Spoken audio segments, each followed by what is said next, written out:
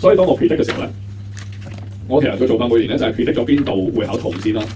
即係一定要用圖考嘅有啲嘢係咪？Demon Supply 冇得唔用圖考嗰啲，我首先 predict 咗先，跟住再睇下剩翻幾多可以唔使用圖考，唔使用圖考偏向就會考呢啲嘢，咁我就捉到佢出嚟。因為下面呢度我都話唔會點出㗎啦，我甚至有啲係查咗，即係一聽點唔使點理咁 focus 喺呢個位，即係打呢個特登唔寫下面，寫下面嗰個你温埋嘅正常，你勞工市場係要温，但係呢個重要啲咁。我哋講得好清楚，所以打成係打呢個位，唔係打下面個位。跟住另外就係、我仲要淨係指呢兩題，其實 basically 就係話冇圖，你淨係温呢兩題得啦。另外有圖呢其實都唔使亂睇。OK， 跟住另外後面又出咗第五題啦，呢個肯定啦，睇 pattern 都知道出第五題。但係七就我唔知佢 testing subsidy， 好難估嘅 testing subsidy， 因為兩樣嘅，即係出邊隻效果都一樣嘅，一温嘅嘢其實冇分別。OK， 但係咧，當我喺 MC 卷度見到佢出 text 咧，我就同啲學生講，同場嗰啲講。Long catch subsidy， 因為 test 出咗喺 MC， 咁你分工合作嘅關係，佢一定唔會再重疊地再考翻佢，一定換少少考咁樣，咁先係好嘅個出卷出得叫做，因為佢基礎法則嚟嘅其實，